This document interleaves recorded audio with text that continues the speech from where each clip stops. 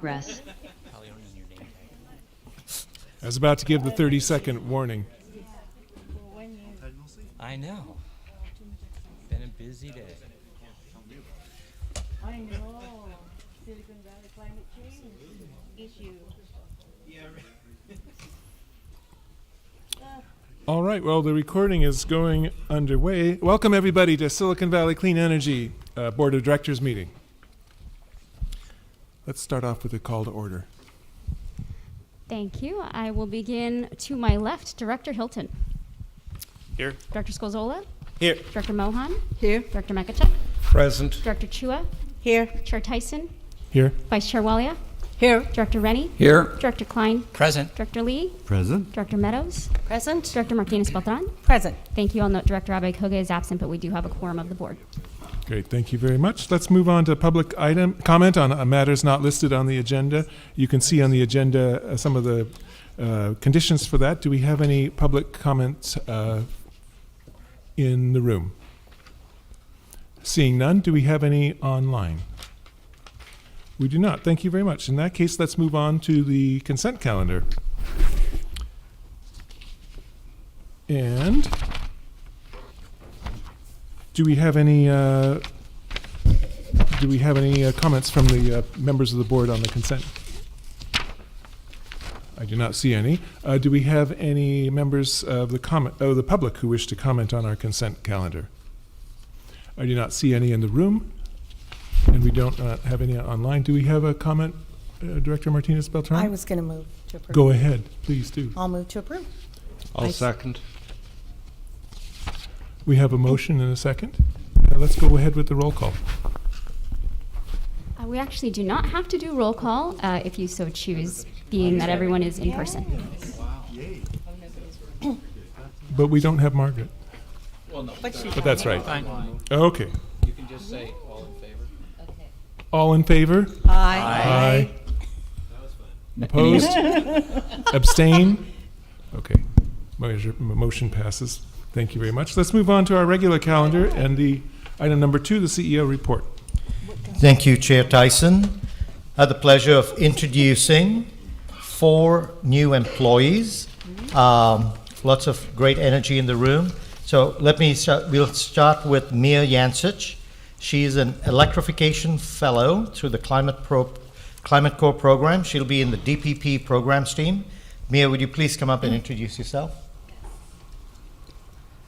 Hello, everyone. My name is Mia Yancic. I'm joining as a Climate Corps Fellow, working in the Decarbonization Programs and Policies Department. I just graduated from the University of Michigan studying information sciences. And right after graduating, I started thinking about where I wanted to apply my major and where it would have the greatest impact. So I found this Climate Corps fellowship opportunity. And realized that I was wanting to apply those things towards addressing climate change. And outside of this work, I am really into sustainable agriculture.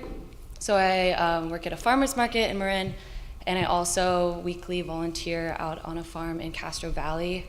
But really, I'm just grateful to be here and to have this opportunity to learn so much about a completely new field. Thank you. Welcome, Mia. Thank you. Thank you, Mia. And next up, we have Sunny Zhang. She joined us this Monday as a marketing specialist working in Pam's group. And she worked in marketing sales before that, but I'll let her give you a complete introduction. Yes, thank you, Girish. Hi, everyone. My name is Sunny Zhang, joining as marketing specialist. Before this role, I was working at a tech company called Handshake. I was one of their first marketing hires before the company grew 5x over 4 years. So really got a chance to build a lot of their marketing programs from the ground up and help scale all of that out. And then before that, I got my degree in environmental science and policy from Duke University. So I've known for a very long time that this is a space that I want to be in. And outside of work, during COVID, I started a TikTok page where I talk about climate issues and try to get regular people to stay hopeful about the climate crisis. And have received a lot of great feedback there. So I look forward to getting back into that work and also bring some social media experience to my marketing work here at SVC. Thank you. Great. Glad to have you, Sunny. Fantastic.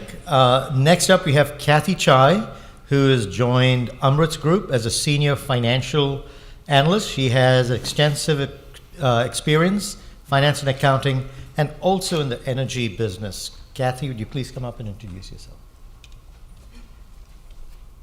Hi everyone, good evening. My name is Kathy Chai. I am a senior financialist on the finance and admin team. My background is in accounting and finance, in taxation, in audits, and in real estate development, and also in the energy sector. I'm really excited to be here. In my free time, I volunteer in the food pantry in East Palo Alto to serve the low-income families. Yes, thank you. Great. Welcome, Kathy. Last, in terms of intros for today, we have Sean Orgel Olson. He's our newest program marketing manager, also in Pam's group. He joined us on Monday too, and I'd have him introduce himself to you.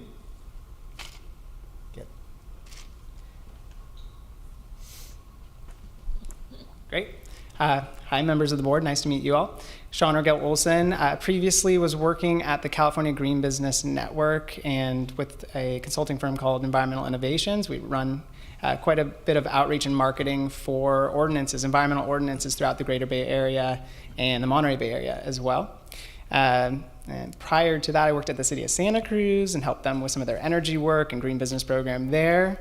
And then before that, the really fun one was that I was at the Walt Disney Company and Disney Consumer Products specifically, and was exposed to all kinds of magic, but also just naturally.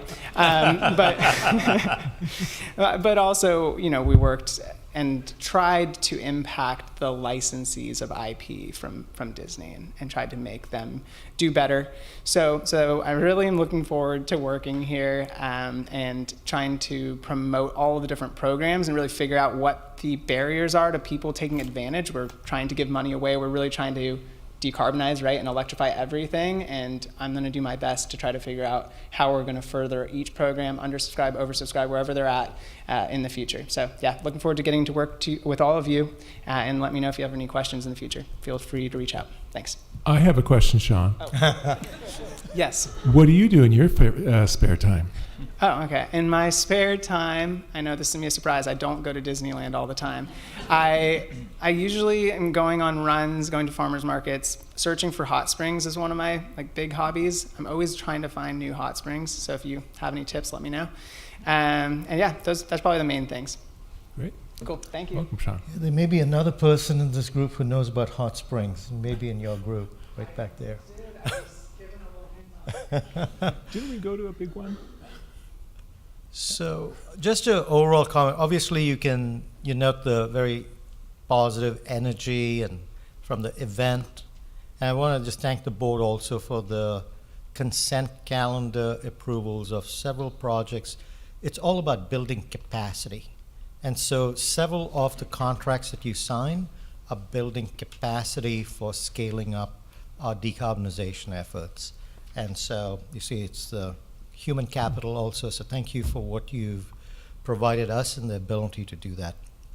So in that vein, I just wanted to stop with two kind of highlights that I noted came across my desk. One is the city of Mountain View announced that it is one of only 119 cities, states, and regions across the globe to receive an A score for its sustainability efforts and commitment to environmental transparency. This top grade is from the Carbon Disclosure Project. So I think all of you are just pushing the envelope, and I wanted to recognize that city. It came across my desk in the last week or so. Another piece of good news, the city of Morgan Hill showed great leadership in voting 5-0 to keep their gas ban in place. I want to thank our board member, Director Beltran, for her leadership and support in keeping this in place. This is really bending the carbon curve down, and so I'm glad it didn't go up. kept it down. So thank you very much for your leadership on that. With that, Chair Tyson, that's the end of my report. Thank you very much, Girish. Do we have any questions or comments from the board? Director Martinez Beltran. I would just like to profusely thank your team here at Silicon Valley Clean Energy, as well as my staff in Morgan Hill. We're critical resources for not only myself, but the public to call on for fact checking and background. And so thank you. You guys are doing phenomenal work. So thank you. If I may have a second, I forgot one thing. So I just wanted to update you on CEO transition. The entire board updated a committee. So Monica is meeting one-on-one with all employees. I think last count was 38 employees she's met with so far. And now we are setting up meetings with city managers. So we have a few set up. She knows all of you. But we will have meetings with you also. But in terms of priority, we're looking at that. She's also working with her group to see what the next phase is with her departure. And so she is working with her group on next steps. So we'll get to that in January and February. So at this point, I think things are going as per plan and smoothly. So just an update on that, the CEO transition. Thank you. Thank you again, Girish. Any other comments from the board? I do not see any. Any comments from the public? I do not see any, or online. All right, thank you very much. That was for information. Let's move on now to item number 3, which is the budget update. And I do believe Mr. Amrit Singh is going to be the speaker.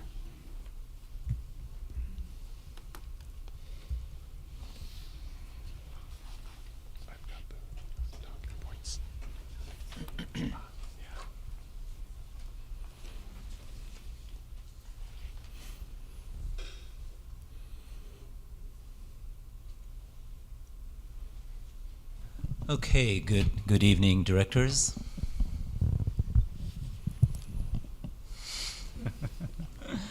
So I am going to give a update on the budget. If you remember, in September the board adopted the budget, and I made a promise that when we learn more about PG&E's upcoming 2024 rates, PG&E generation rates, and PCIA, I will come back with more information. So this is an update on the budget.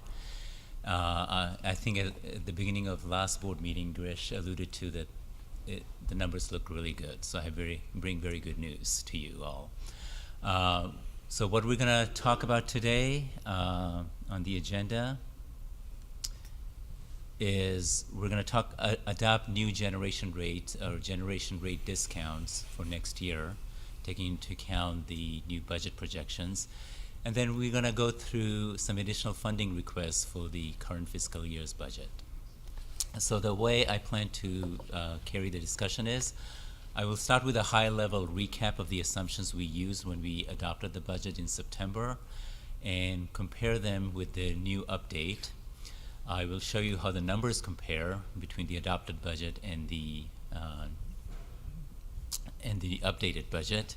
I'll show you the impact it has on our reserve projections, and then we'll talk about additional funding items, which we have actually spent a good amount of time with the Executive Committee and the Finance and Administration Committee towards the end of last month, and there was a robust discussion in these committees, and we're going to share what the committee aligned in terms of new additional expenditures. And then item 5 is a true-up governance item, and I'll talk about that when we get to that slide.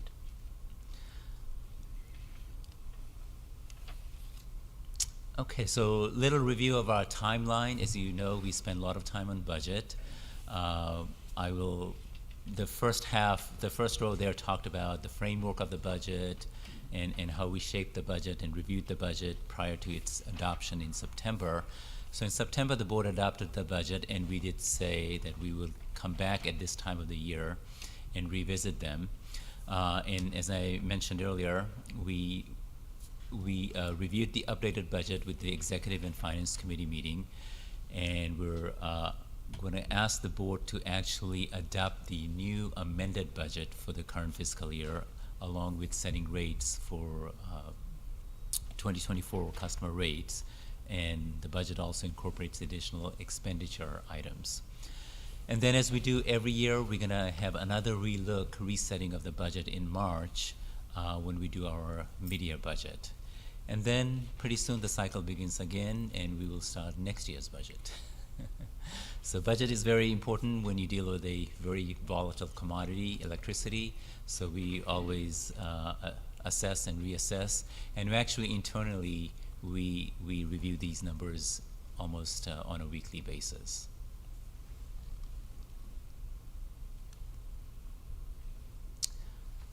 How did I do that, Andrea? I didn't know. Sorry about that squiggle line there. Thank you.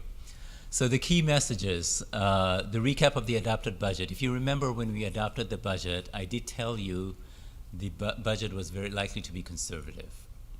And there was good reason for that, because there's something called market price benchmark with the CPUC publishes in late September or early October. I think it's late September. And normally RA and RPS prices are not that volatile. Unfortunately, they're very volatile and very high. And the CPUC comes up with this market price benchmark based on a survey of the participants and what they've transacted at, and it can be look back of 2 years. So we had no way of assessing what the CPUC's number was going to be.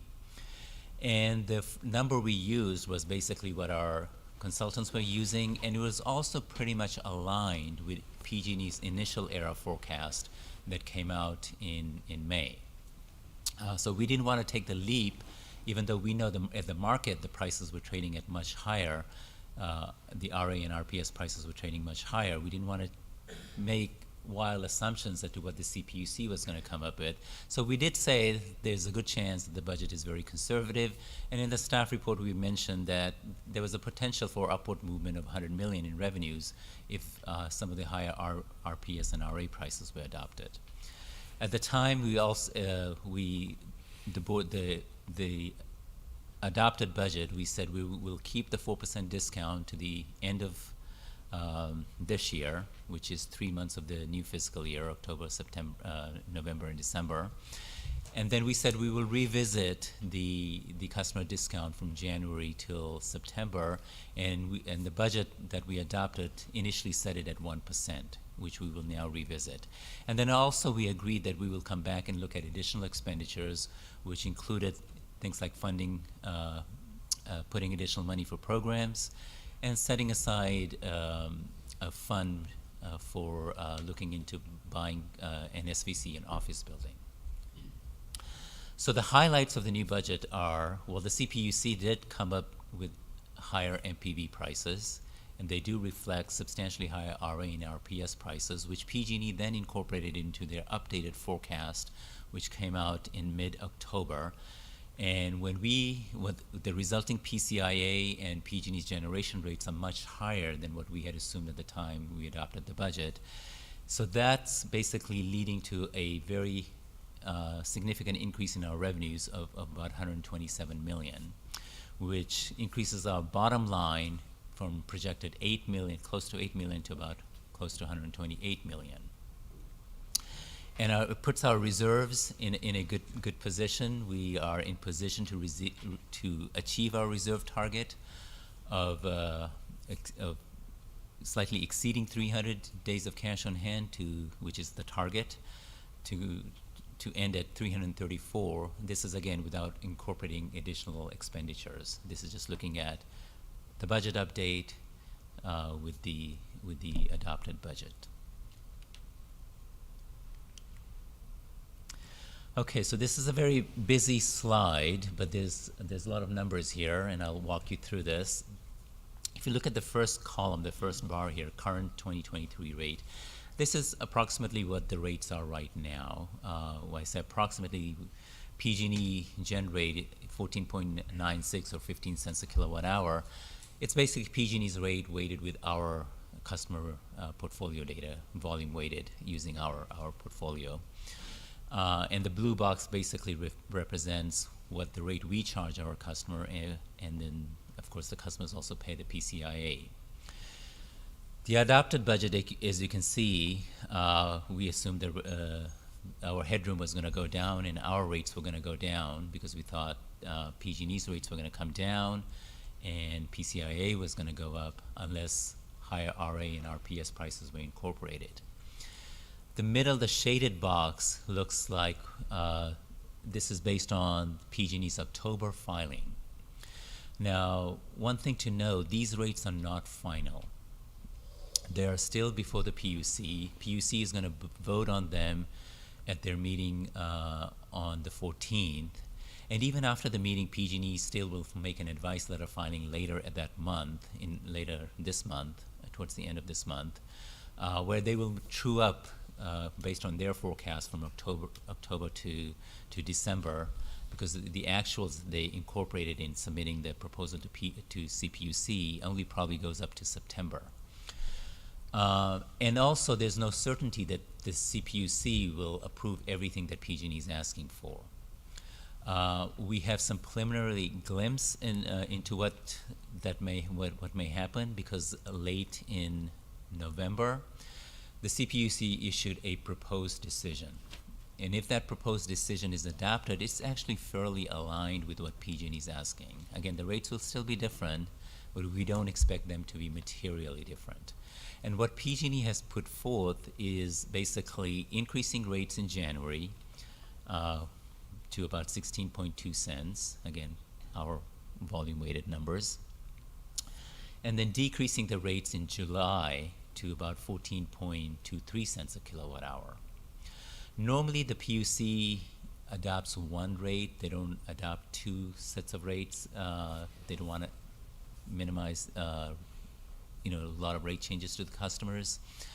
So we thought there's a good chance they may adopt one blended rate, and that's certainly the position SVCEA is making in this filing.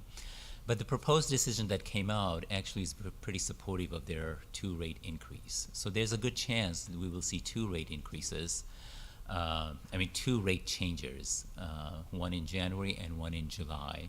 The last bar there basically looks at it on a weighted average basis, what it looks like from January to September, the remainder of our fiscal year, which is about 15.48 cents. So if the PUC does adopt two rate changes, what will happen is we will have a rate change in January, and then we will have another rate change in July. And it will be the same discount that the board adopts today. We're going to be proposing 4%, and I'll go into that discussion in later slides. So if that's adopted today by the board, we will set our rates to whatever final PG&E rates comes in January, reduce it by 4% to come up with our comparable rates, and then in July we'll do the same thing with the PG&E's new rates that come in, reduce it by 4%. Okay.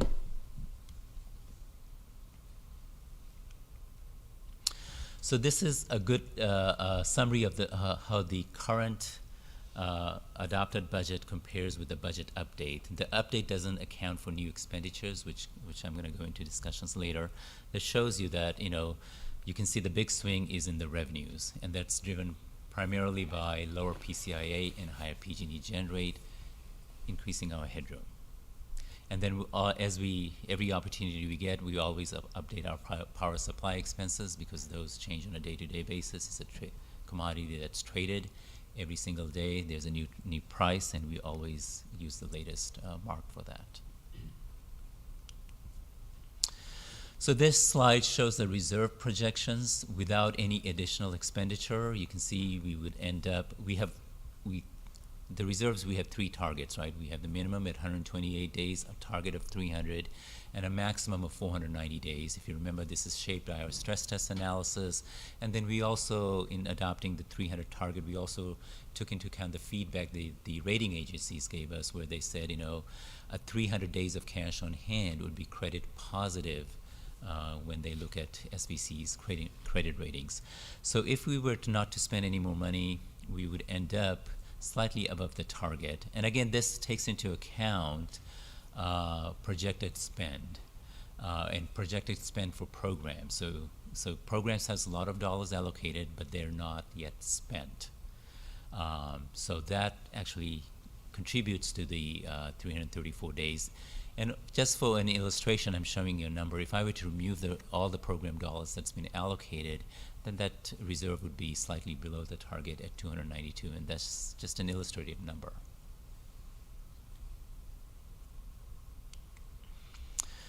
Okay, so now we get into the discussion. In light of improved financials, how do we balance our priorities? You know, there are three main priorities the board considers.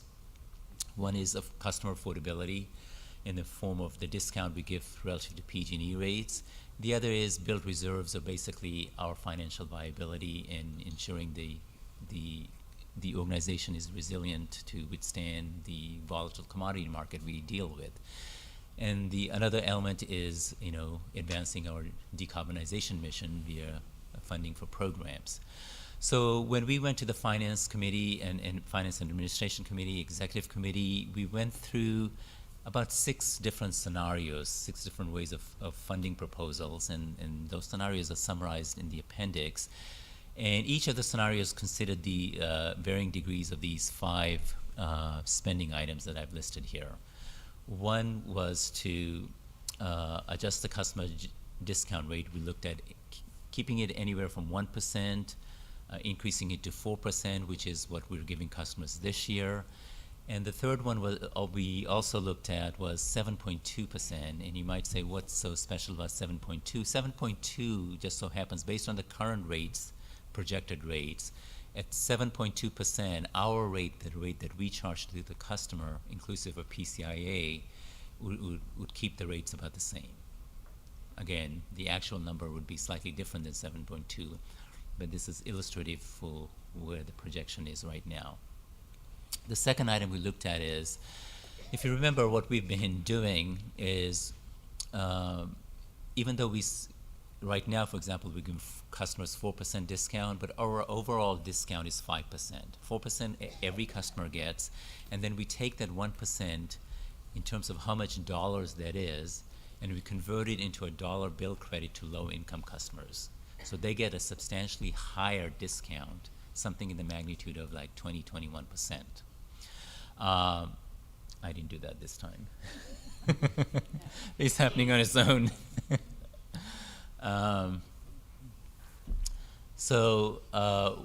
When we adopted the budget, the 1%, you know, it was based on the then projected lower rates. And now that the rates are higher, we said, well, let's true up that 1% discount so that we are truly giving our low-income customers that intended 1%. So the second item is to true up to that 1%.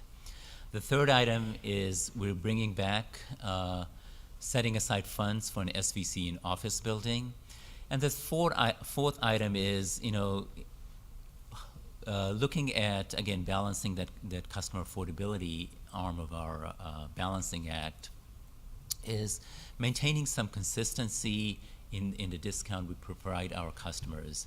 We looked at what if we were to keep it at 4% for 2 additional fiscal years. Set that on a planning basis, take that into account, so hold those funds in reserves.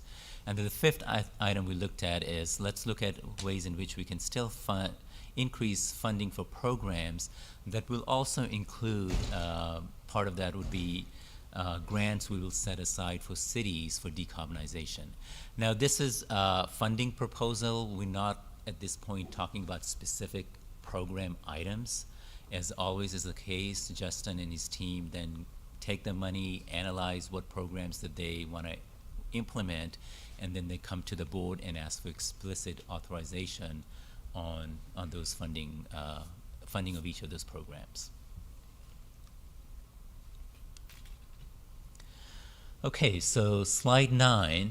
So as I said, with the committees, we looked at 6 different scenarios, and the committee aligned with what we had recommended, staff recommendation, and this is sort of what the committee aligned to, looking at these 5 elements, which was, so let's keep our general discount at 4% for all customers. In addition to 1% that's already in the budget, the incremental impact is about another $13 million. And the committee felt that this is a meaningful discount that we're giving to all our customers. And then the second item I talked about was true up the 1% bill credit to low-income customers. That's about another additional, let's say, 1.2 million. It aligns with the intent of the original budget. The third item was to let's set aside 20 million for an SVC office building. Now, our SVC office building is not guaranteed. Staff will do economic analysis, whether a building makes sense, whether leasing makes sense. Some preliminary back of the envelope analysis that we had done when we presented the original budget showed that, you know, it could be something that pays back in 10 years. And it could be an asset. We're building an asset. And overall, it'd be better economics for us in the long terms, given that the organization is going to be here for a lot longer than 10 years. We have commitments extending way beyond that. So that's that item. And number 4, as I talked about, you know, to provide rate stability and some direction on the future that the board wants to take, direction towards our rate, let's set aside in reserves to fund at least 4% discount for 2 additional years. And the board at this point is not committing to the rates for the next 2 years. Obviously, this is just from a planning perspective. We are taking that into account. Each year, the board will revisit you know, what discount it wants to provide in light of the budget and the financials were presented at that time. The 5th item is, again, you know, there's an opportunity to increase funding, additional funding for programs. As I said, this would also include grants for cities for their decarbonization programs, and the committee and the committees aligned with setting aside or allocating another 20 million. Okay. So that was on the budget, and this item this is more of a governance item, and let me explain. Prior to the fiscal year 2019-2020, in our budgets, we would set aside funds for programs. But as you know, programs, we set aside funds in a fiscal year. We can't plan, spend, and customers can't fully utilize that set aside. It takes time for them to take on these programs. So it's the spending can span multiple fiscal years. So in 2019-2020, what was decided was, rather than assuming the program gets funded in each fiscal year and spent in each fiscal year, we will set aside a programs fund where we transfer the money into that fund. And then the programs team knows the fund of dollars it has and can design programs that can span multiple fiscal years. But the intent was that the money the board had allocated up to that point in the prior fiscal year budgets would be rolled over. And we thought this was kind of implied and understood. So that's 10.125 million. But in looking at our records, we never explicitly asked the board that we are going to roll over this, even though we're pretty sure that that was the intent at the time, to roll that into the newly created program fund. So now we're coming back as a governance item to say, board explicitly authorize the rollover of this fund. So basically this would roll over from reserves to the programs. And programs has always been accounting that they had access to this fund. So on a planning basis, that's already there. So we will just update our accounting records, the treasurer's report that you get every month. The next treasurer's report will basically be adjusted to account for this rollover. So those are the main items for discussion today, and I'm happy to take any questions before we ask the board to adopt the resolution that basically takes into account all these recommendations. I think we have a couple of comments. So just for members of the public and staff, we have had several opportunities to look at this budget over the months, as you've just heard, but we've also had an opportunity for 2 of our committees to also review the budget. So before I take the questions for Amrit, let me go ahead and call upon, let's call upon Vice Chair Walia, who is chair of the Executive Committee, and give us a little insight into the discussion there. Thank you, Chair Tyson. CFO Amrit Singh, thank you so much. And I'm going to be pretty much repeating what he has already said, but just to highlight what the executive committee went through. We had a robust discussion on this item. We looked at various options presented by staff. We especially considered the additional customer discounts coming to, say, about 7.2% as of the projected rate today, which would maintain the customers' generation rates at current levels. The important thing for the committee members was to keep in mind that SVCE's goal to provide clean, reliable, affordable electricity and to stay financially viable for the long term is imperative as we make the decisions today as to what kind of discount we want to give. Given the high volatility in the market, we aligned on the recommendations as have been presented in the staff report and as our CFO Amrit Singh just talked about. This maintains the 4% discount for fiscal year 23-24, sets aside reserves for a 4% discount for the next 2 years. Most importantly, this promotes stability in messaging.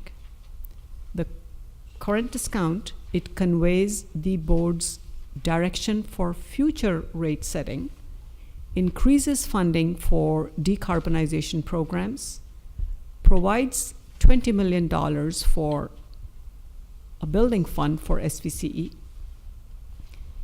At the same time, it maintains greater than 300 days cash on hand, which is something our credit agency had recommended earlier this year and the board had approved as a target. So all in all, we felt pretty much where the staff report is sharing with us today. And just as an aside, I'm waiting to hear from the finance committee. So this is my third round at it because I'm also a member of that. I better know this by now. Thank you. So let's go ahead and call upon Director Meadows, who is the Vice Chair of the Finance Administration, for some comments on this same subject. Right. So I will just speak briefly in place of Chair Wei, who is not with us right now, though she was here earlier. And I'm not going to repeat the same messages that you've heard from Director Wei. The executive, she was kind enough in our meeting to walk us through some of the reasoning behind the executive committee, and we tussled with some of the numbers a little bit since there are a lot of scenarios, and we wanted to be sure we understood it, and we ended up in the exact same place. So we support the recommendations in the staff report, and we felt that the executive committee did a very good job. So thank you. Thank you, Director Meadows. So let me go ahead and open it up. I think it's hard for me to say whether it's just questions or comments. So if any board members wish to direct a question or comment to Mr. Singh or Director Meadows or Director Walia, please give me some signal of that. Director Chuma? Thank you, Chair. I just have one quick question. Can you please remind us again what that 4% means to the residents, on a household? What is that 4%? What does it mean? How many dollars are we talking about? So 4% would be about close to about $2.75 in terms of discount. And we're saying we have a potential surplus of $127 million because of the new rate. Yeah, before taking into account, if I look at the adjusted budget, which is in the appendix of the slide, it goes down to something like 73 or 74 million.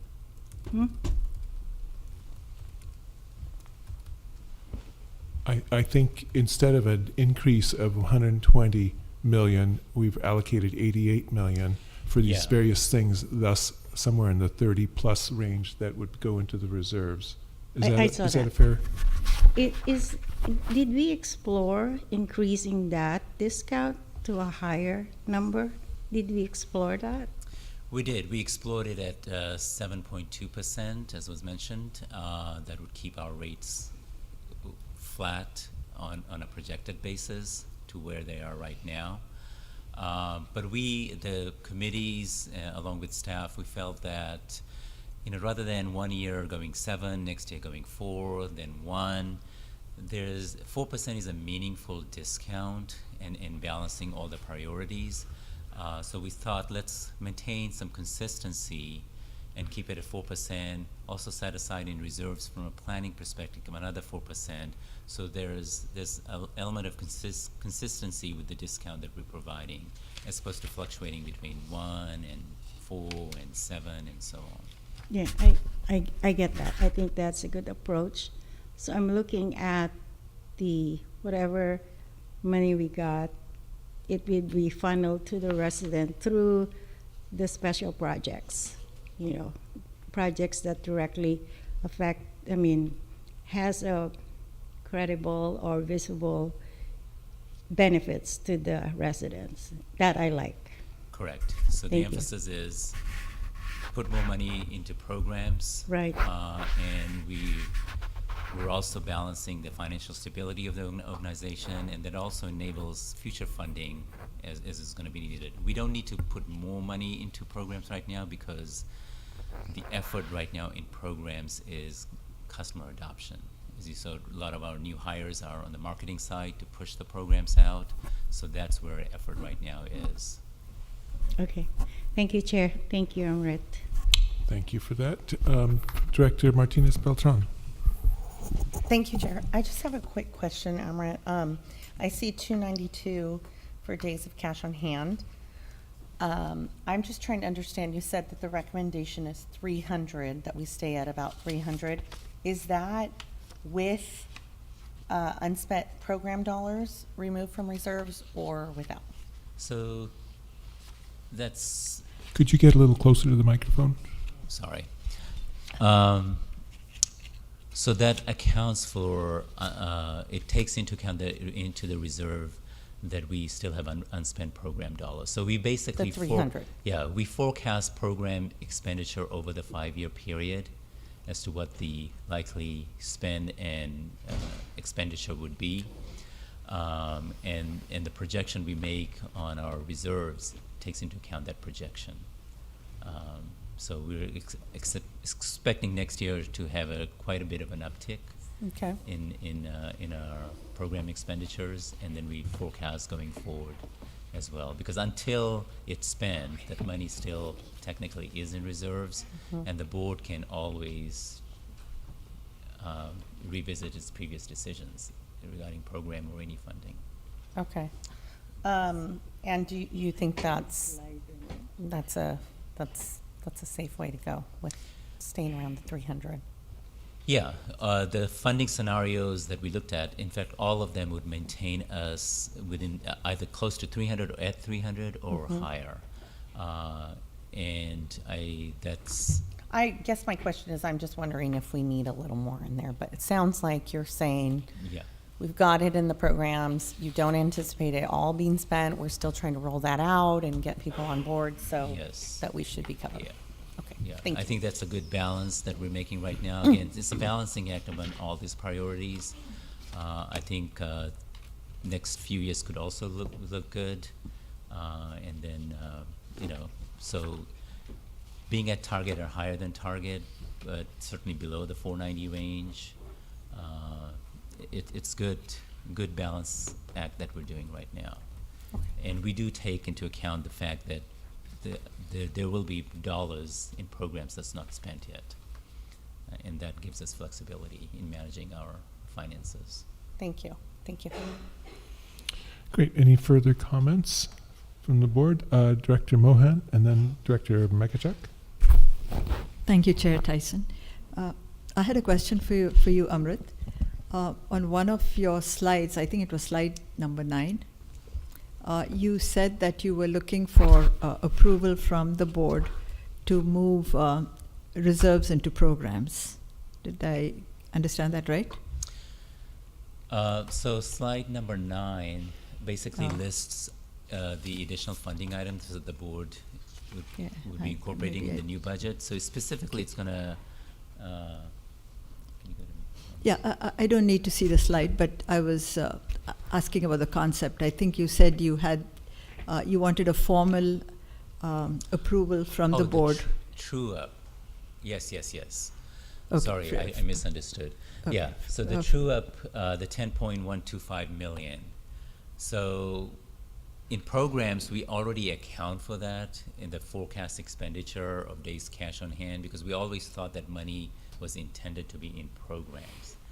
But from a governance perspective, I cannot look at a board resolution that says that transfer those funds, even though when we set up the programs fund, at that point we should have asked explicitly that previously allocated funds in the budget should go into programs.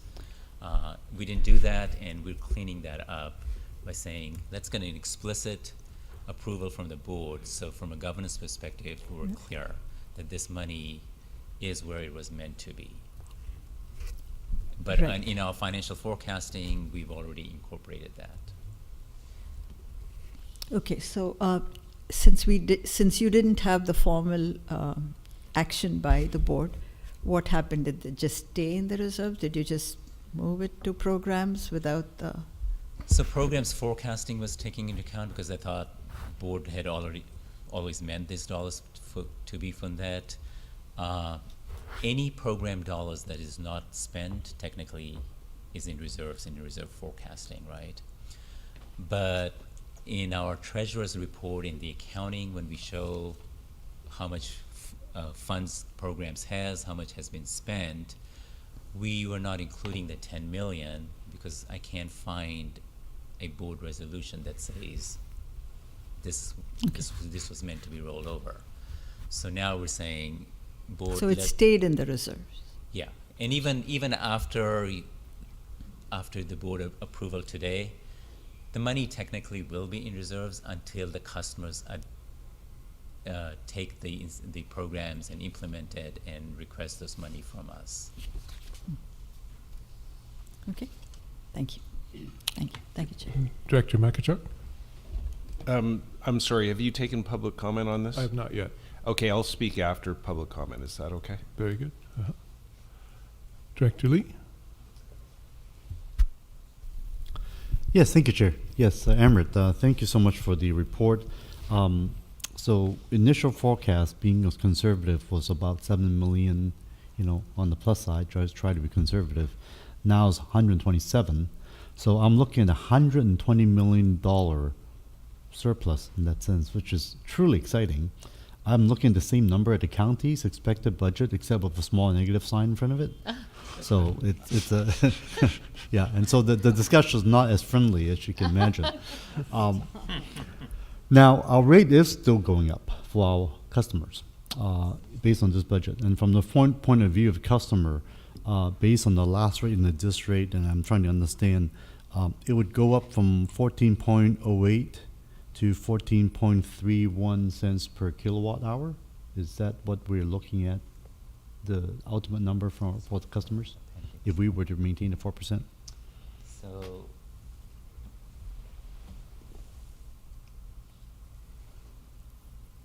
the rates right now is about 14.08 plus essentially 0.28 cents with PCIA. It's going to go on an average, blended average, with the 4% discount to 14.31 plus 0.55.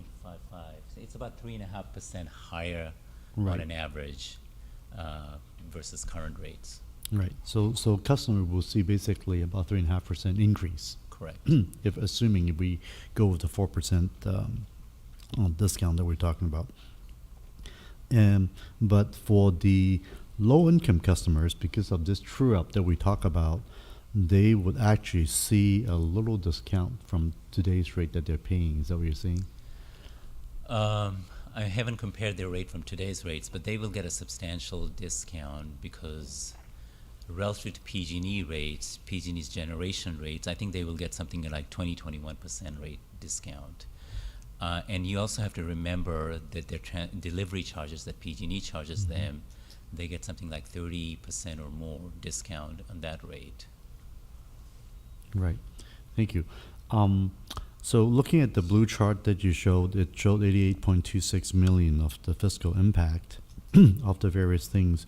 I guess the other 32 million that didn't get mentioned here, that's the amount that is going to our reserve for the days of cash on hand. Am I correct? Yeah, the reserves actually, it's better if we go to the appendix slide. Maybe Andre, you can put that up, the second to the last slide. Yeah. So remember, the reserves will take into account for things like building fund. It's not going to hit the reserves right away. Mm-hmm. We're projecting, I think it's, I forget the actual, 3 years out, that will hit our reserves.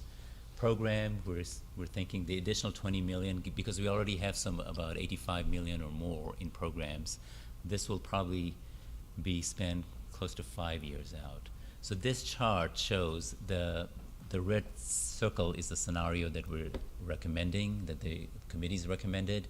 So you can see we're projecting the end of fiscal year, we would end up 322 days of cash on hand, and over 5 years, about 324 days, which also takes into account projection of additional money coming into the reserves from the 5-year forecast Right. that we did back in September. Right. So I'm just trying to understand of the 120 some million that we have in surplus, which is great news.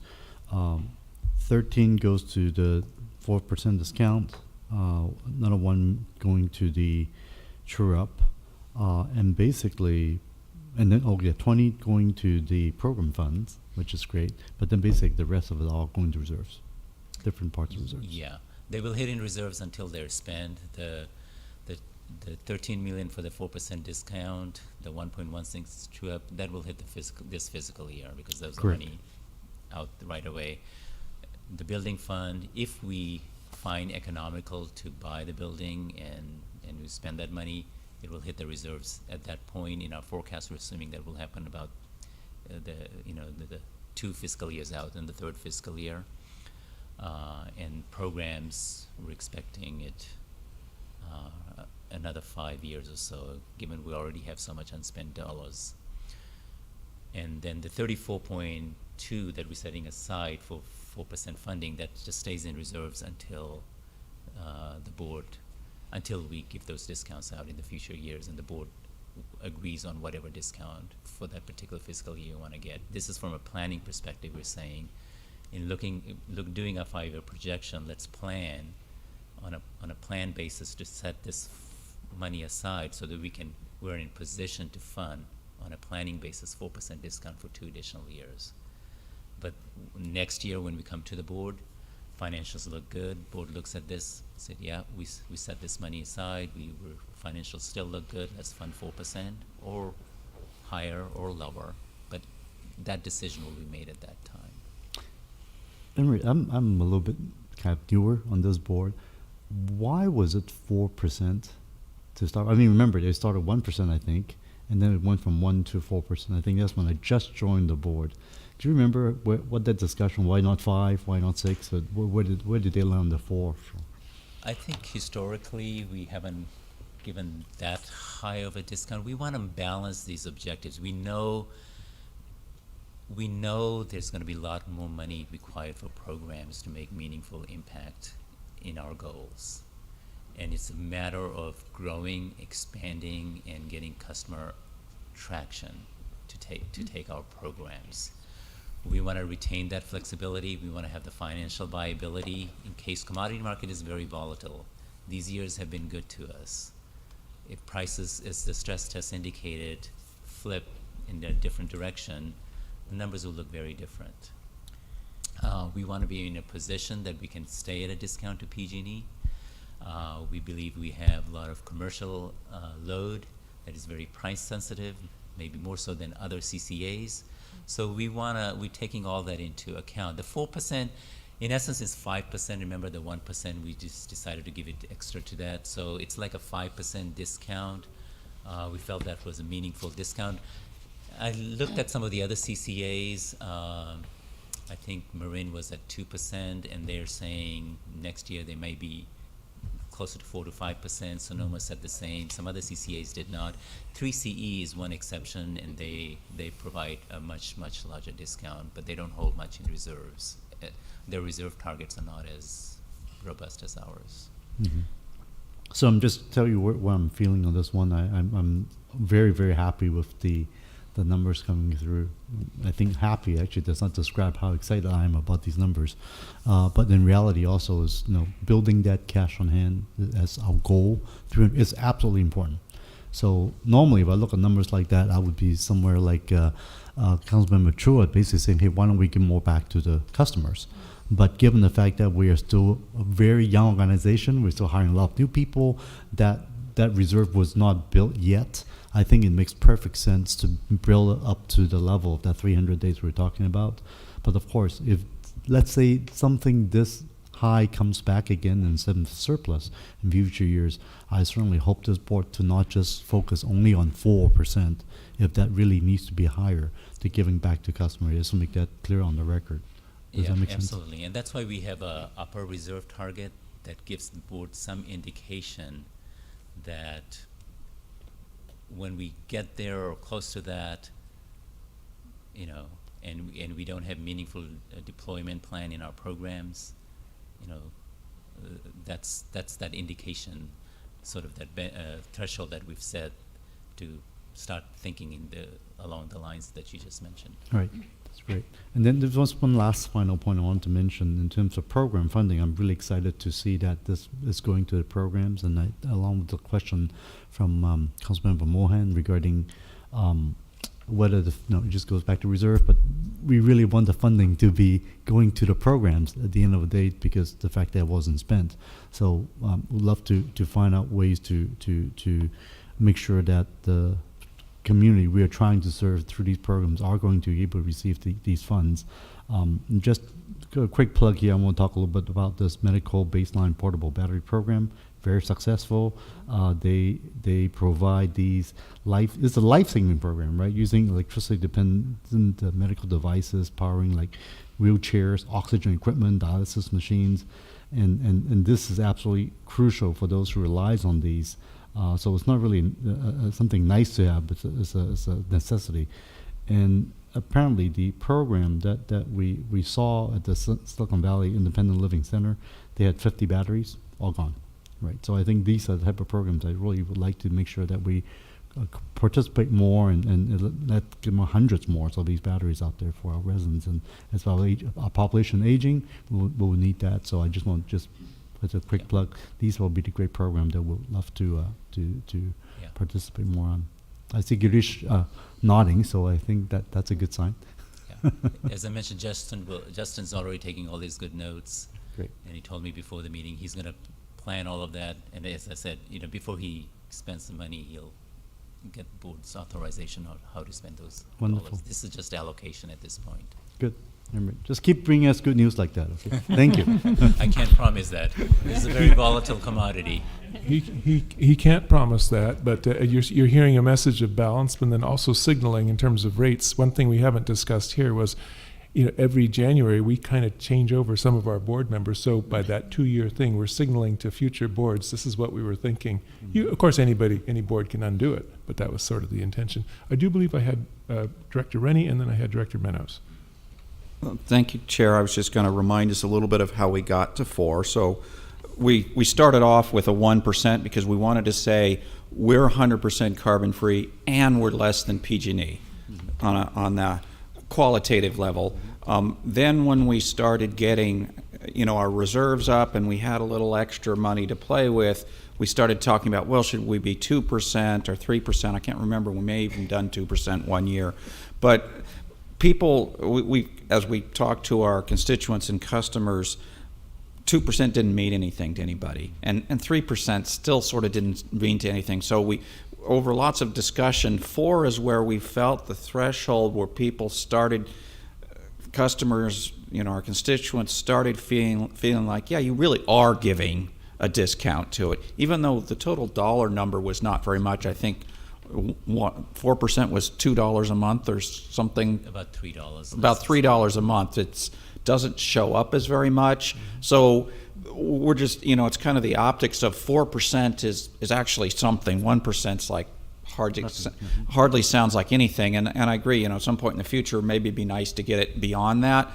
But I wanted to also remind us that we did have a year where we took tens of millions of dollars out of reserves to still be able, and we still wanted to give 1%, so we didn't want to go more expensive than PG&E, but we took money out of reserves. So this idea in this budget is there's 30-some million dollars to make sure we can continue the 4%, which is the threshold of something feeling meaningful. So just wanted to remind us of the history a little there.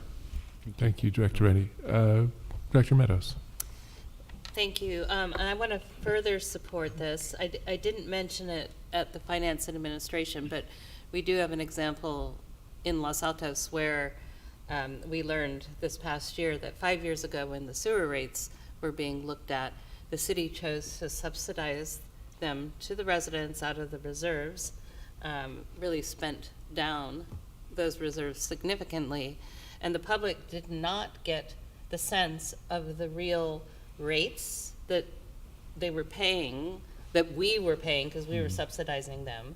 And then there was a lot of maintenance and other things that are required, and so when we took away the subsidy and put the rate increase in place for the maintenance and everything, we're part of the Palo Alto's treatment, etc. It was this huge increase, and they were a shock. So if you actually carry for the public so that they don't see the real rates, they don't understand the value of the discount. So to me, this, having lived the example where we had to try to explain not only your rates going up, but you weren't paying enough in the first place, nobody wanted to hear that. We'd spent down reserves, and then it was just a double whammy. So that was not a good place to be. So. Thank you, Director Meadows. Director Abe Koga. Thank you, Chair, and I'm sorry I missed the first part of this discussion, but I had a chance to look at this at F&A and very much appreciate. I think this is a really balanced approach. I think Director Rennie explained the history, and the challenge here has always been that it's so volatile. As we see, this is on the positive, but we've had negative years as well. So it's important to continue to build reserves, which I've always felt.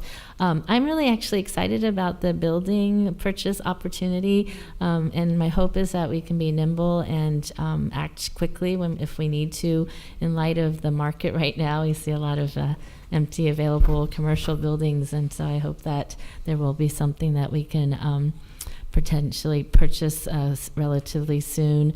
I've always, in our city, we've always valued holding on to property and land, and you can't go wrong in this area. So that would that's really one of my priorities that I see in this this package. And then for me too, I as much as I understand that price is important, I think for me the programs are actually more effective and far-reaching, and the $3 or $4 a month that someone might save, it's $3 or $4. Cup of coffee, maybe not even these days. And I know that I received the presentation about building decarb, but my hope is I'd like to get to a point where we can really make some significant dents. And it's like I've asked, how many EV charging stations do we need to optimize? How many heat water pumps can we give out? And then of course we have the multifamily housing retrofit item later, but that's a big lift. And so my interest really would be to continue to put more funding into programs. I was told that we actually are well funded and haven't expended all of our dollars there yet. So we have some work to do first, so we have a little cushion, but moving forward, that would be my preference, is that we continue to fund programs rather than provide the $3 free coffee. Thanks. Great, thank you, Director. Director Scazola. I just first of all, I want to say I think all of my fellow directors are making really great points, and I'm generally in agreement with everything that's already been said. I just want to mention that in my experience, most of the people that I talk to they're much more interested and proud, I would even say, of the mission of SVCE. They love to know that even though, well, okay, I basically what I'm saying is the discount of any percentage, I feel, is like the cherry on top for most of the people I've talked to. They're like, oh, that's great that even if it is just 1%, even if we do have to go back down to that 1% level in the future, that most of the people I talk to, they're much more interested in the fact that, you know, we're very focused on this clean energy future.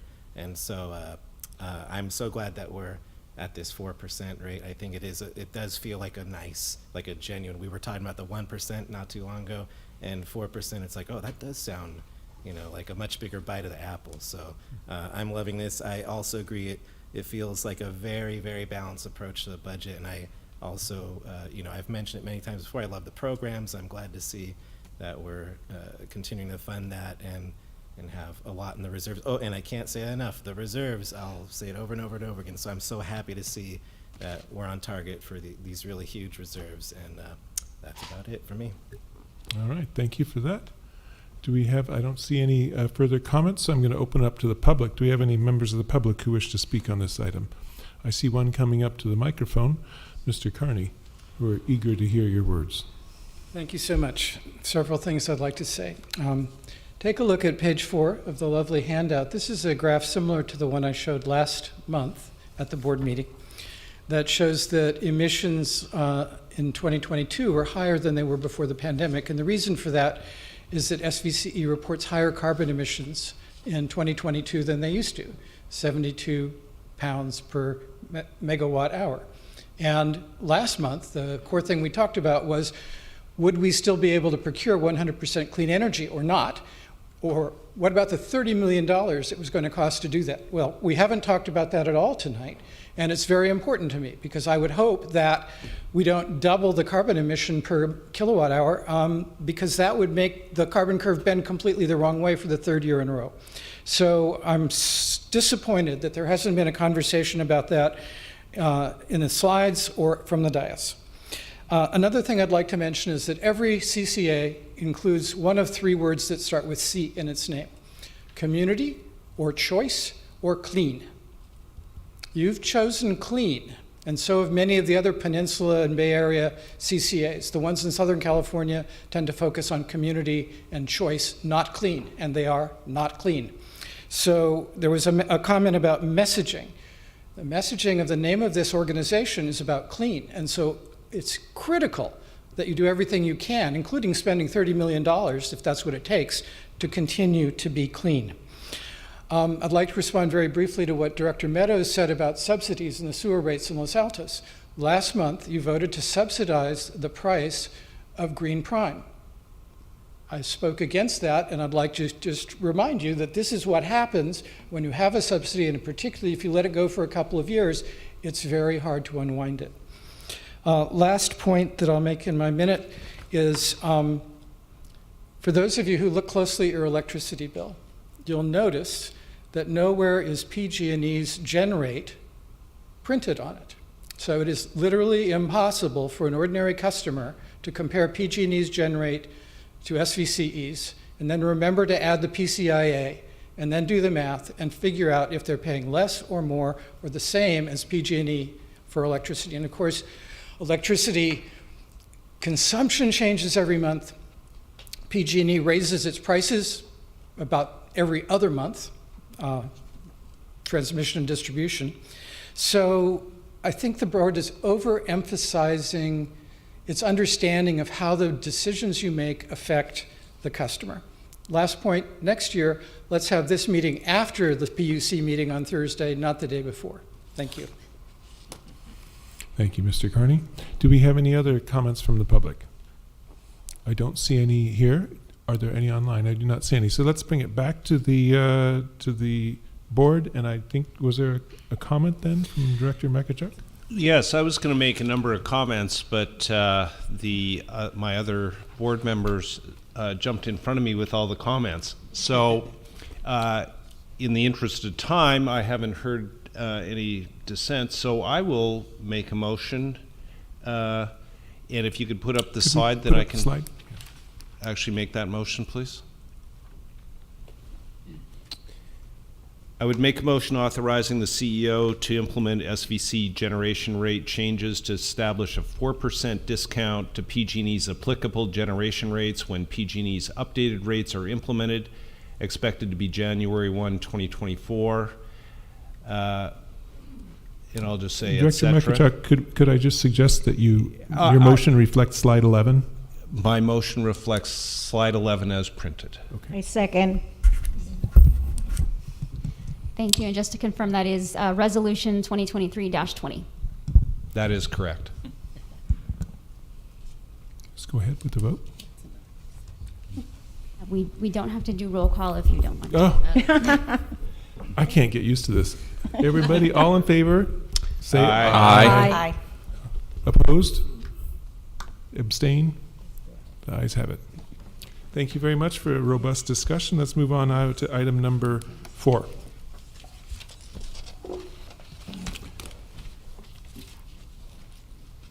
And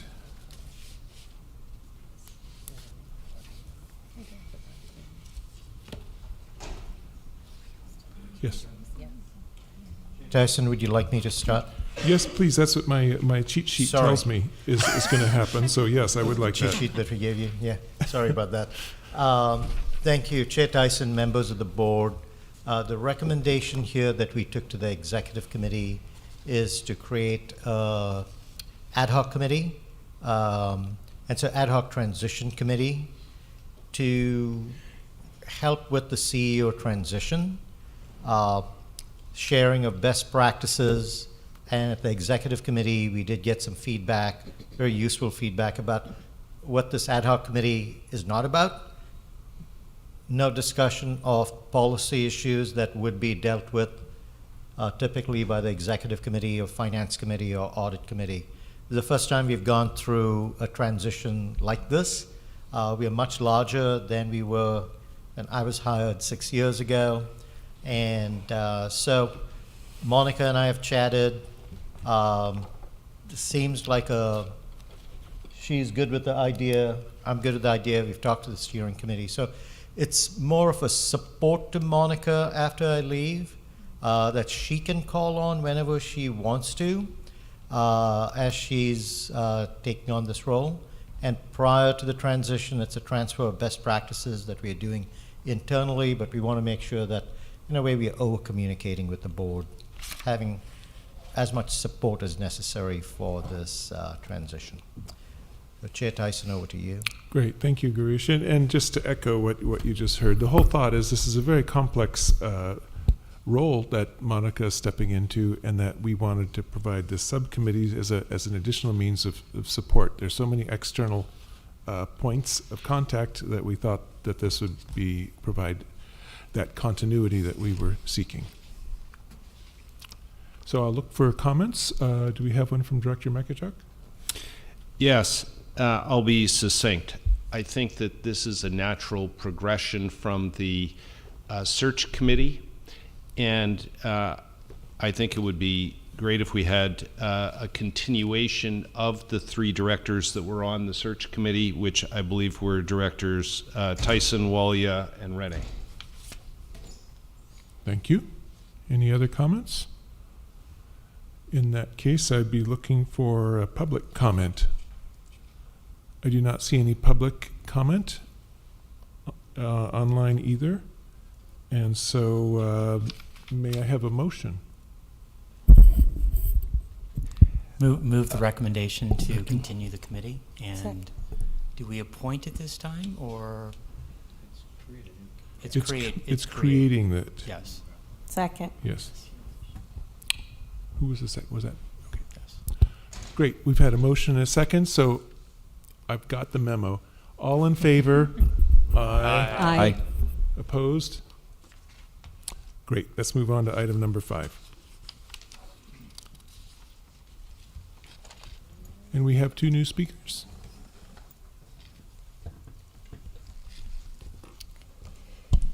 Good evening, Board. My name is Nupur Harmath. I'm the Manager of Decarbonization Programs, and I'm here tonight with Leanna Nguyen, our Senior Program Specialist. We wanted to take a few minutes tonight to specifically highlight one of our new programs, our Multifamily Direct Install Program. Normally, this would have been a consent calendar item, but we're super excited about this new program and wanted to share some of the details with you. So next slide, please. Oh, thank you. So as you heard several times tonight, retrofit is this big hill that we're trying to climb right now. And really trying to electrify affordable multifamily buildings is going to be an even bigger challenge. For the most part, it takes a humongous effort on the property manager's part. It has a lot of financial, logistical, and workforce-related barriers associated with it. And so what we're really trying to do in our program that Leanna is going to highlight today is streamline the process of retrofitting large multifamily buildings and really move more than half the steps in that process off the property manager's plate onto SVCE's plate. But of course, this comes with a significant level of investment. If we take stock of all the affordable multifamily housing in our service area, there are more than 8,000 units that we would have to electrify. And to try to electrify all of these is going to cost on the order of $250 million. Our program budget here is about $12.5 million, which was previously approved by the board. So it's only a fraction of that cost, but running this type of program really helps us identify the barriers that we might run into and identify potential solutions that we might need to scale it across our service territory. So with that, I'll turn it over to Leanna. Great, thank you, Nupur. Good evening, board. My name is Leanna Nguyen, and I'm super excited to be talking to you about the Clean and Healthy Affordable Multifamily Properties, or CHAMP program. CHAMP is a direct install program that's targeted to existing deed-restricted affordable multifamily properties with 5 or more units. And as you can see in the figure on the right, there are 4 major program elements. And so the program will provide no-cost upgrades through an SVCE contractor that will be paid prevailing wage. After the electrification equipment is installed, tenants will receive education and training on how to use and maintain the equipment. They'll also get assistance in enrolling in SVCE's e-elect rate and then how to save money on their monthly bill through that rate. And so with our $12.5 million program budget, the program intends to fully electrify 300 to 1,000 electric dwelling units and also install 125 EV charging ports. And so we intend to stretch this program budget by leveraging outside incentives such as Tech Clean California and Bay Ren. And so the amount that we'll be able to leverage really varies based on like the building type and also the upgrades that we'll be making. And so, for that reason, that's why you see such a wide range of the buildings that we'll be able to serve. And so the objectives in support of these goals are twofold. So first, for property owners, we want to create an easy installation option that removes a lot of the barriers that Nupur had mentioned. And secondly, for tenants, especially because these folks are low income, we want to give them greater access to healthy all-electric housing with lower energy costs.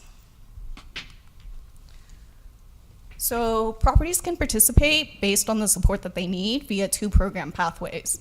So the first pathway, which is what we've been talking about, is the direct install pathway.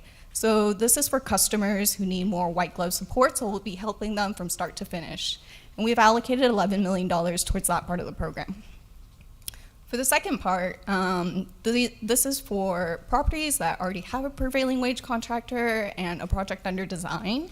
And so they just need financial support, and so we'll be providing that in the form of gap funding grants. And we've allocated $1.5 million towards that part of the program. And so we really needed a diverse and experienced team to be able to deliver this super comprehensive program. And so we ran an RFP, And through this competitive solicitation, we ended up selecting the Association for Energy Affordability, or AEA. And so AEA is a nonprofit, and they have a ton of experience in the multifamily sector across the nation. And so they'll be acting as the program operator and leading building electrification installation services. And they've assembled this amazing team with really unique skills and resources to be able to deliver the program. So the first consultant is RMI. They are an international leader in energy and climate.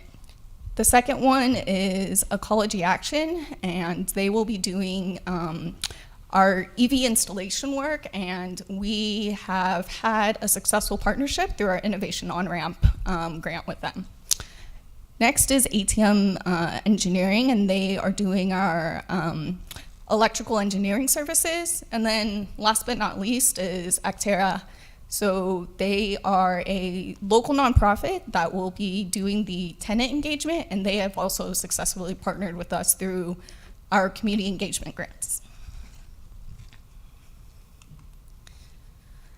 And so Nupur and I have talked about why we need a direct install program, the services that are included in the program, and also who will be implementing it. So now I want to transition and talk a little bit more about how we're designing the program with stakeholder needs and concerns addressed. And so we reached out to property owners and experts in this field and asked them, like, what do we need to be including to make a successful program? And so these 4 needs and considerations rose to the top in terms of what our program needed to do in order to be successful. So the first was to address non-energy barriers. Lead and asbestos, generally in older buildings, can be very prohibitive in making building owners pursue building electrification upgrades. And so the program will pay for these ancillary upgrades. The second was to maximize the properties served.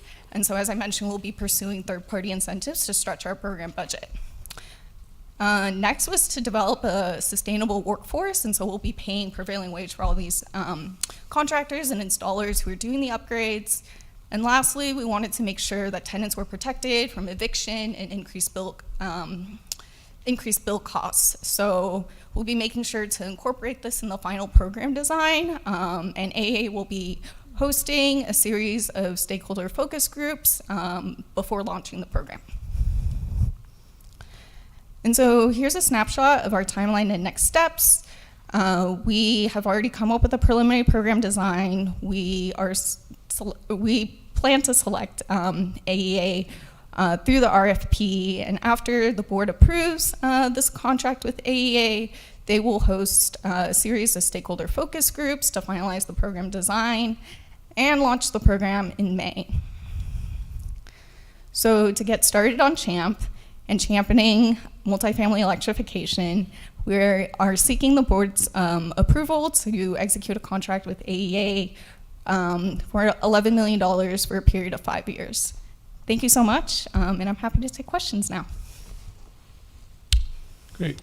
I will choose Director Klein and then Director Rennie, and then I'll look over this way. Okay. Thank you very much, Chair. And as far as these units are concerned, I had several questions. First, are you focusing on rental versus ownership for multifamily, or for the people actually in these units? Are you only looking at 100% affordable, or are you looking at, there's, from a Sunnyvale standpoint, we have deed restrictions below market rate units, and so trying to figure out, is there a focus from a multifamily, or is it a wider net? Yeah, so we definitely want to be focusing our resources in deed restricted affordable, and we recognize that there are certain properties that also have market rate in them, and so we will be prioritizing properties that are 100% deed restricted affordable. And as you saw, we can only serve a range of 300 to 1,000 dwelling units. So we're only expecting a handful of actual properties to be enrolled into the program throughout our service territory. So the 8,000 units that you list earlier in the presentation, is that 100% affordable rental? So is it from that standpoint that you're mainly focusing, or a subset of, so you're looking at 100% affordable, that 8,000's all 100% affordable, or was it a mixture from that number? Correct. So that 8,000 is actually an estimate, and that data actually comes from the state's low-income housing tax credit, and so we use that as a proxy to be able to identify affordable multifamily. Because as you know, there's also affordable multifamily that's not deed restricted, and so it's harder to pinpoint that. So we know for a fact that those 8,000 are 100% affordable. Fantastic. And then, as far as that 8,000, have you done outreach towards, I'll say, the standard players in the South Bay as far as Mid-Peninsula Housing, First Community, to figure out how many units per, of the 8,000, is half of it under the umbrella of 4 or 5 different development, or let's say affordable housing nonprofits? What's the general breakdown? Because I think that there's value in scale, that it's like, okay, if we have one of the affordable housing nonprofits on board, immediately going through that process with one development, and then conceivably moving on to the next one, they understand the process, and conceivably we prop them up to do this on their own going forward. Yeah, definitely. Thank you for the question. So as a part of our program design, we reached out to Mid-Penn, First Community Housing, Eden, and to gather, just their feedback on the general program design. And Mid-Penn is actually one of the biggest developers in our service territory with 17 properties. So getting their feedback early on was really important to us. And so, we plan to work with the big developers, but there's also smaller developers in our community as well. And so one of the, points that Napor had made is to really learn about scalability. So we want to be able to help both large developers, but also small. So we want to kind of be very diverse in our selection, but definitely being able to scale and choosing larger, property developers who have a lot of units in our service territory will be able to help us scale. No, and I appreciate that focus on economy of scale, because that I think is, as you really start looking at the needs, that's the best way to really move the needle. It's not that it's not important from the 4-unit, 6-unit, 8-unit developments, but definitely moving the needle with 100 units and things of that nature, I think has a lot of value. And I just want to thank you for the presentation. And this is why, from our last item, looking at the budget, why we're running these programs because it's the decarbonization, especially of multifamily. And when you're talking about affordable housing, as much as they would like to decarbonize and focus on, electrifying, they're focused on building housing. So what we're trying to do here, and what this program helps, is them to focus on their most important thing, is creating housing, while we can help them decarbonize at the same time. So thank you very much. Thank you, Director Klein. We'll go Director Rennie, then Director Hilton, and then Director Lee. So I think part of my question is already getting answered. I was thinking along the lines of Director Klein about the efficiency of the program, and when you said you're only doing a handful, that may solve part of the problem. I started thinking, okay, you've got a program that you want to try to apply across 13, 14 jurisdictions in the county, and because Tony hasn't yet got us all doing the same permits, every one of them you're going to have to figure out, the different permit needs, or maybe the different inspection ways they go about it. And so I was wondering if you had thought about, from efficiency of the program that way, if you're only doing a handful, I hate to say it, but maybe you only want to focus in a couple cities, so that to start, they've got the efficiency of redoing with the same city. Because I find contractors or architects that aren't used to Los Gatos, they get hung up and they do cycles before they figure out what our staff is actually asking them for, and so forth. So my question really was, or suggestion was, to be thinking about the efficiency of it from that standpoint, and Director Klein's point about getting a big one like Mid-Penn, who has to carry the process for you somewhat, doing it over and over is also part of the efficiency part of it. But I wanted you to think about the whole permitting and inspection part of it, and how it's going to be different in each city. And at first, until you got to your slide of, you basically have one contractor trying to do all cities, I was starting to think, well, maybe you should focus on the contractors that know these cities and the contractors that know these cities versus trying to get somebody who's used to Palo Alto to come down to Los Gatos and get hung up, particularly only if you're going to do a handful of them. Any thoughts on that, or my suggestion? Or Yeah, no, thank you for the suggestion. So the Association for Energy Affordability will be serving as a general contractor in the program, but they are also a technical services organization. And so they've been doing a lot of trainings to contractors and whatnot. And so they will be training the sub-consultant installers through the program so that we can also be developing the workforce so that more contractors can know how to install these electrification equipment and to be able to get to scale. So, one of the things too is also learning a lot about the permit processes, like what is it like in different cities, and what should we be learning from those processes to be able to scale across our entire service territory. I'll just add that another team member on AEA's team is RMI, and part of why they're on board is because they're going to be building out these building typologies so that we understand how different types of buildings or different systems within different buildings can be electrified, and once they create some sort of template, essentially, for us to be able to scale this program in the future. And so even if it's not SVCE that's running a broader program, but there's state funding that's going into the equitable decarbonization program, et cetera. Learnings from this program could help inform that broader process. Okay, that sounds good. That, again, the message is around thinking about ways to make it more efficient and thinking about the ways that it's not going to be efficient. Great, thanks for that. Director Hilton? Thank you. I too am excited about programs like this where we can bring the profits from SVC back to our community. I want to talk a little bit about the tenant protections because I'm interested to see or to hear how you're going to ensure no rent evictions and explore the bill protection.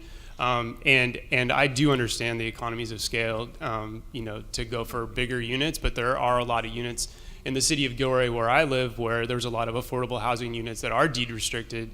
They were built in the 80s and such that are going through extreme heat conditions and stuff like that. So these modifications would greatly benefit them, but a lot of them might be 5 units or smaller. And I think that sometimes having a good example of a smaller unit, an older unit, and maybe even like the ones you're talking about that have to go through asbestos and lead abatement, might be a good example for the region. But so knowing that all of our cities have different renter protections and such too, can you just talk real briefly about how you're going to be able to ensure that there's no rent evictions? Yeah, thank you for the question. So that's definitely something that we want to be exploring in stakeholder focus groups. And we have seen different models and how other programs have dealt with it.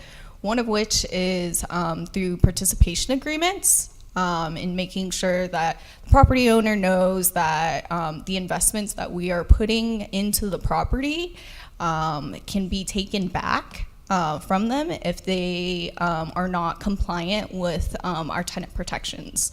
And so that kind of puts like an incentive for the property owners to, essentially not do that. And so we've been working with our legal team on this language, and so once we get further into program design, we'll present that to the stakeholders to make sure that they understand it, and also to seek their feedback on it. Thank you. And lastly, there's a lot of, in most of our communities, there's really good small community-based organizations that already do a lot of tenant protections work, as you probably know.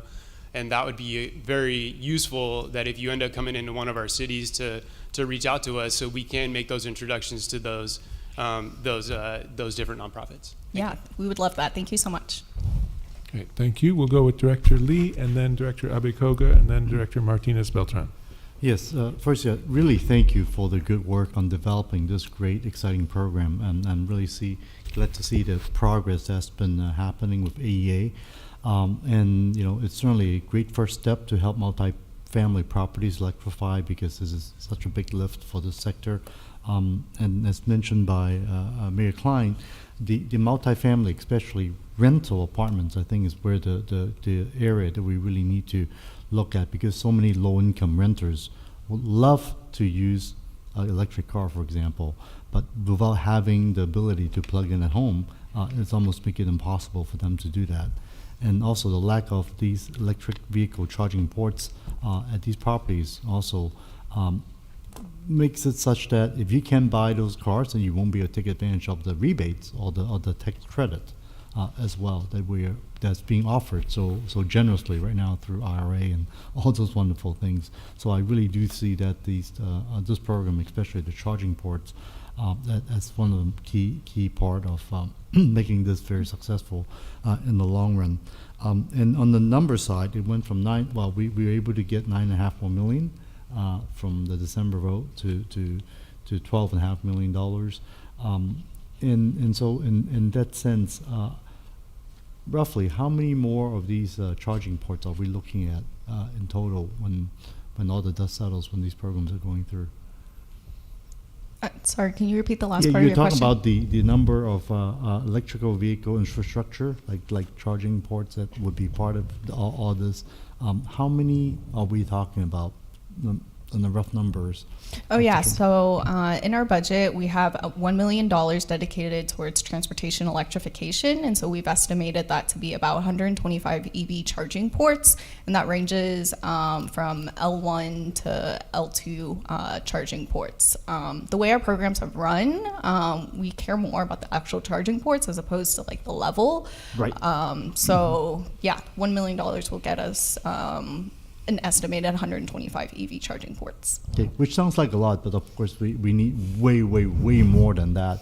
So I just want to see if there's any thought of scaling it up, since we do have some funds, as we talked about earlier tonight, of how maybe done the $12.5 million, where maybe more of that could be allocated to just put it right into the ports as well.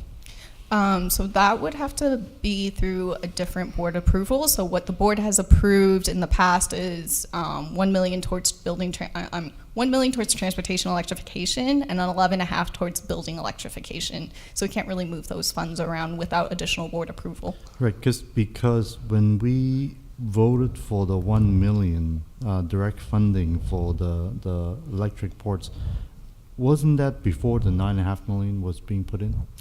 Correct. So Yeah, that no, was it's- in March during the double down. Right, so when we put the 9.5, we really didn't put any of that into EV charging, like in the ports is what I'm saying. And I'm just highlighting that fact for my board members, is that if out of the 3 million, we already put 1 million in EV ports, and we now put another like 9.5 million, why wouldn't we also add more, because of how important that is for what we're just talking about? I'm just open for discussion for my members. Thank you. Thank you. Let's see where this takes us. So I've got Director Abikoga, then I have Director Martinez Beltran, then I have Director Walia, then we have Director Chua. And see if I can repeat that later. Thank you, Chair. I guess I'll just start with the response. I appreciate the EV charging ports item. The one thing though I was thinking is when we do our affordable housing, 100% affordable housing projects, we've actually reduced the number of the requirement for parking, and then in general, affordable housing projects have less parking, or our studies show less parking need. I know that's debatable, but right, we're trying to do more transit-oriented development too. So I think that's a factor that we should look at is, I don't know exactly how many ports we really are even going to be able to fit into a project, frankly. So that would be, something to look at. Definitely interested in increasing funding. I was actually thinking, given our earlier, discussions, like, with 12.5 million, we can do 1,000. So times that by 8, and we'll have it all done. And given the $100 million that we just made from the other item, it's it's not that far off anymore, which is really exciting for me, that this is something that could be achieved, within a reasonable period of time. And so I certainly would be interested in looking at funding, putting in more funding in this area. Just not sure. And I guess my question was, in addition to EV charging ports, in terms of electric dwelling units, are we looking at the heat water pumps, and are we even looking at like solar panels for developments? If you could, I guess, share some of the other features that we're looking to be able to fund, that would be helpful. Yeah, thanks for that question. So the funding is intended for fully electrifying units, and so that will include water heating, space heating, cooking, and clothes drying. And then where necessary, energy efficiency upgrades to make sure, that when we do make these electrification upgrades, that it's not resulting in increased bill costs for customers. As far as solar, it's not a part of this program, but we'll be leveraging other programs such as the Solar and Multifamily Affordable Housing Program, or SOMA is the acronym. And so we'll be seeking that funding for properties that are eligible for solar. Yes, thank you. And that was what the other question was in terms of leveraging it. You mentioned Bayren. Actually, our city, we've given out CDBG funding for affordable housing developments to upgrade. So I think there is. And then I'm actually really excited because I'm wondering if there might be housing preservation funds coming down the line. We're talking about a regional housing measure and putting some money aside to preservation. And I'll go back and actually talk to, it's through MTC ABAG, but this concept of electrification and whether we can actually start putting some funding aside into that program. So super excited. My other question was about tenant protections, so appreciate that. And I just want to say thank you for including prevailing wage.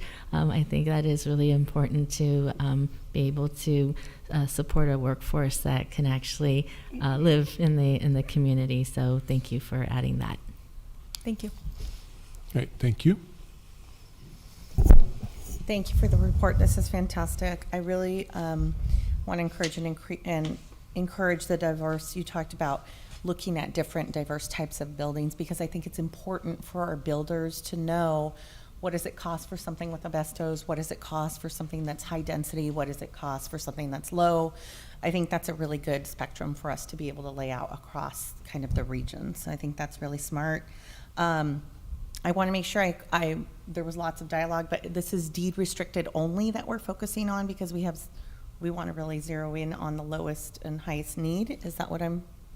Yes, so Perfect. part of it was that, and also part of it was wanting to make sure that property owners wouldn't be increasing rents after we've made the upgrades. And so focusing on this area, like multifamily is such a huge and tough nut to crack. So we wanted to take a smaller chunk out of it, smaller bite out of it first. Okay, great.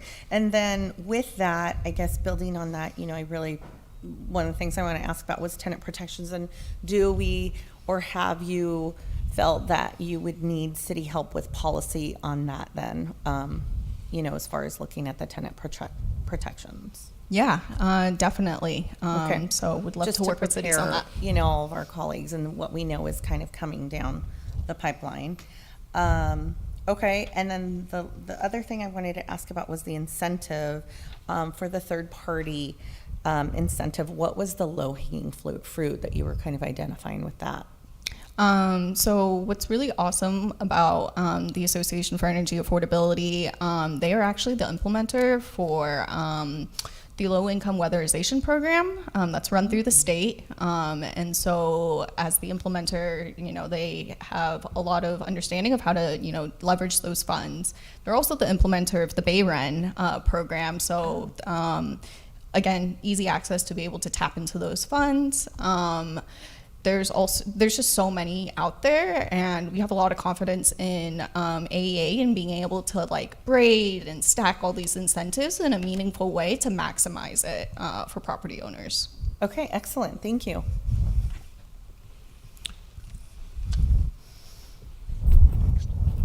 Thank you for bringing this program forward, and I'll touch upon just the EV charging ports, I agree with what Dr. Abikoga mentioned, that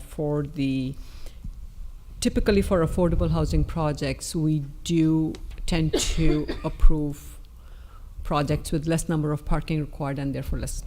So having said that, I'm thinking a little bit outside the box. Some of the comments made earlier were talking about the economies of scale and the efficiency of the program. And it got me thinking, you have to choose a few programs. How do you choose that? One thought was, have we reached out to, or does it make sense for us to reach out to, say, architects or somebody else to get their insights? Because we are talking about retrofitting buildings. And somebody with the experience there would have some ideas which kind of projects, existing projects, because that's we're talking existing buildings, built in a certain decade or anything like that, would be able to help us to stretch our dollars longer so that we can actually do more number of dwelling units versus just one building with, let's say, 5 units, or versus going to do. You know what I'm saying? Have we looked at that, or does it make sense in your mind? Yeah, that's a really great point. And I want to highlight what Nupur had said earlier, too, about RMI. And so they are going to be helping us with the building stock analysis and trying to understand the different typologies that are in the multifamily sector within our service territory. You know, previously, every single multifamily unit was treated as like a snowflake. And so we really want to be able to characterize, you know, the different buildings that we have in our service territory to be able to get to scale. And so having RMI's like technical expertise on the team is going to be really helpful in identifying what you had mentioned. Okay, wonderful. Thank you. Thank you, Chair. This is going to be brief. I have a recommendation, and I'm going to form it in a question. How will this program attempt to reach the diverse geographic area? And you don't have to answer me now. It's just a suggestion. And it's definitely something that we've been thinking about. And so, you know, with $12.5 million, as Nupur had mentioned, like, it's only a fraction of what we're going to be able to fully electrify all the units that are in our service territory. So we are intending to rank the properties in our service territory based on a set of criteria that we'll be developing with the stakeholder focus groups. And through that, one of the criteria that staff has looked at is whether properties are located in a census tract that's designated as SEVI 3 or 4. And as a reminder, SEVI 3 and 4 are the most socioeconomically vulnerable communities. And so we want to be able to target those communities and prioritize them for retrofits. Okay, thank you. Thank you, Chair. Okay, sure. Do we have Director Rennie? Thank you. If I could go back for another bite of the apple. Mine's actually, as you probably see, I always start thinking a couple steps ahead. So I really like the program as it is. But thinking a couple steps ahead, it takes me back to Panama's talk, and I think it was Panama that mentioned we really need to start thinking about industrial scale upgrades, and that's kind of what you're doing here. But remembering back to the couple of the other pieces of it, we need to upgrade the electrical infrastructure for it, right? So we started thinking, well, let's go for big buildings. Well, all of a sudden you may get stuck into a huge infrastructure upgrade that may be prohibitive versus just, your costs are probably calculating putting in a charger here, but not thinking about having to do a major upgrade of the electrical system. Then the second part of what was talked about was the shutting down of gas arms. So you might start thinking, you might go and look, and again, this is out in the future for you once you've figured out the program and maybe we're ready to put in a lot more money, but you might start looking into where are the gas arms in our county and thinking about which, if there's some arm that goes out someplace, and if we can start contributing to electrifying a lot of what's on that arm, we might get to the point we can shut down a gas arm, and maybe that saves cost that the electricity provider, the IOU, is willing to put in money towards the infrastructure upgrade. So that's thinking a few steps ahead for you. Great, thank you. I like that too. Director Martinez Beltran. Sorry, I'll be quick. I I think that is a good point. I also think that maybe by us going into this new territory, it might, we're going to certainly uncover some areas where I think we're going to need help from the state, legislatively make some changes.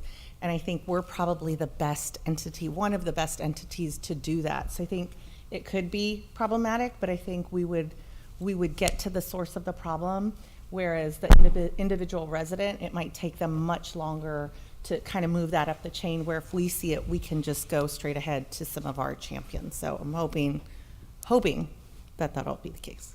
Yes, that the state has a equitable building decarbonization program that will be launching in the next year. And so, as we launch our program earlier than theirs, we fully intend to be working with the state and sharing, our learned lessons and, showing how we've been able to do it in our service territory and what scaling might look like.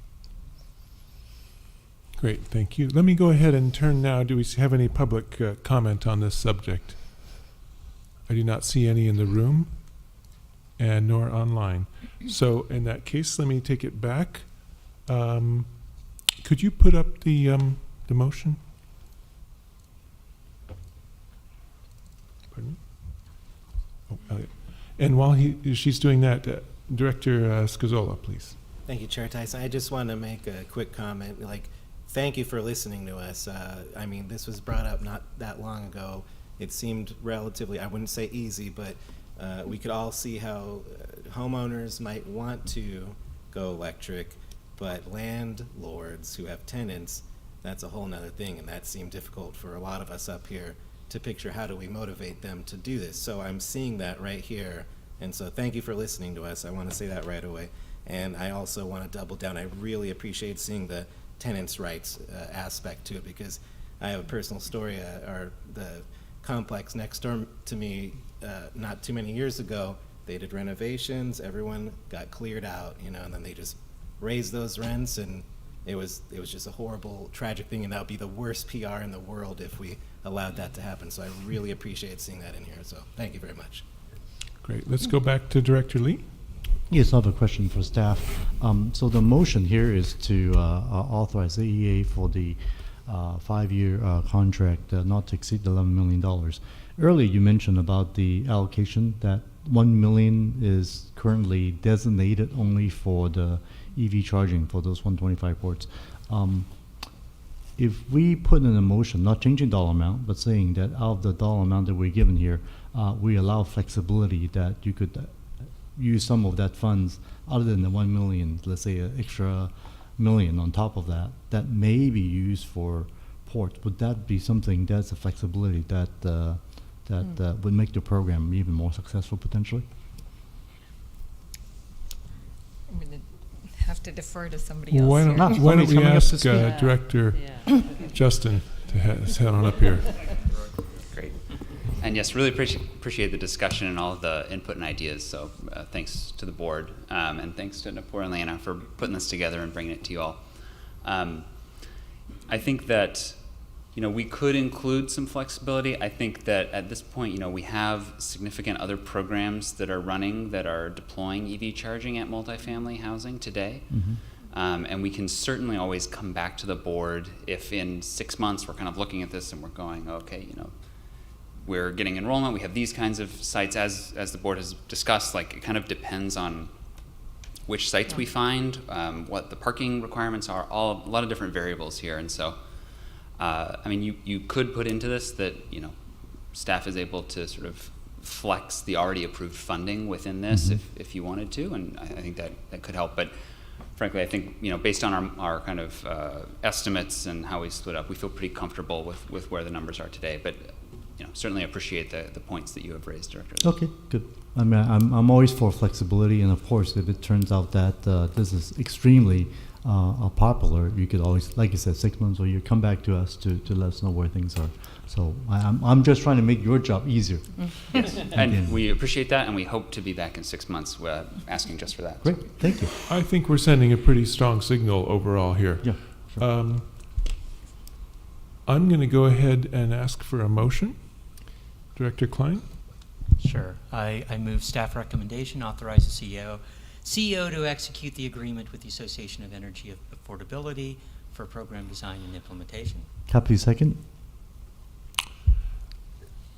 All in favor? Aye. Opposed? And let me make a point. I got to say, Nipur and Liana, really nice presentation, especially your adept handling of our questions. Thank you. Thank you. Thank you. With that, let's move on to item number 6, which is SVCE board elections information, just for discussion. And Andrea. Yes, thank you, Chair, members of the board. So as I'm pulling this up, this is likely information that you've heard before. So really this item is to serve as a reminder that the next time we meet in January, we will be making our selections for our chair, vice chair, and executive committee for 2024. So I wanted to go over that process in addition to some key dates for those of you who are interested in those roles, in addition to our other committees. So again, in January, our chair and vice chair, this is any member of our primary directors here. It will be a 1-year term from January to January, and there is no limit on the number of terms that somebody can serve in either of these roles. Our executive committee made up of up to 6 board members, focusing on policy, operational, and organizational matters. And so at the end of this week, I will be sending out some information in writing to you on this, so if you don't remember, that's okay. So for chair, I will be requesting letters of interest, which I will then include in our board packet so that your fellow board members can take a look at why you are interested in serving in either of these roles. And for the executive committee, if you just let me know of your interest, you don't have to write a letter. I will include that in the staff report for the board's consideration. And those selections, again, will be made in January. In February, we will make our other committee selections. I won't go over the definitions of those. Those will be in writing to you after our January board meeting. But again, I will just request for any members to inform me of their interest in those committees, and I will then compile that information for you all to consider in February. And this is just a snapshot of the dates that I just provided to you. I think the most important at this time is on January 3rd. If you are interested in serving as chair or vice chair or on our executive committee, please let me know. That way I can include it in our board packet for January 10th.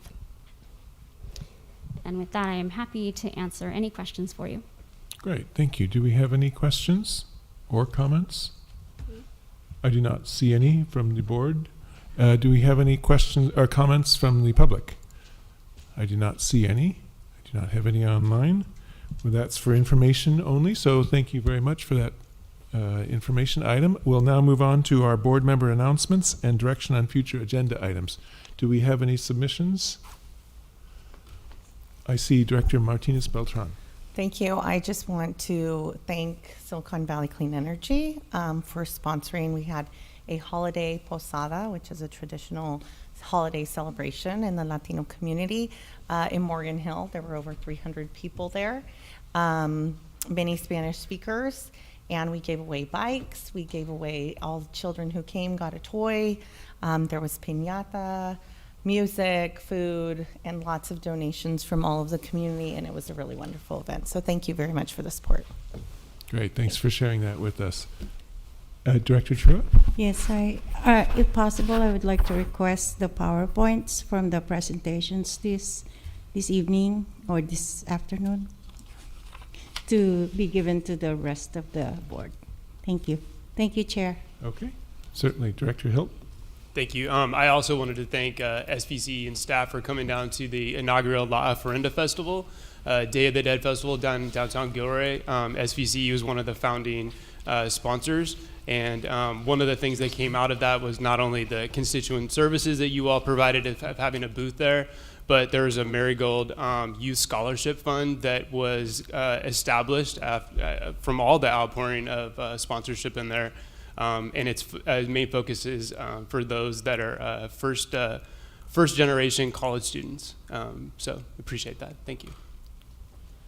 Great, thank you, Director Abekoga. Thank you, Chair. I just wanted to mention, I think most of you know and should have received an invitation to the City Association of Santa Clara County holiday dinner tomorrow evening, 6 o'clock at the Adobe Building in Mountain View.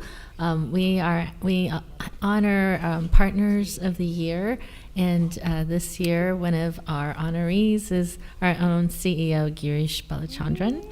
So I'm hoping that many of you have already registered. If not, I think we're still taking registrations, but would love to see you all help us honor and celebrate our amazing CEO.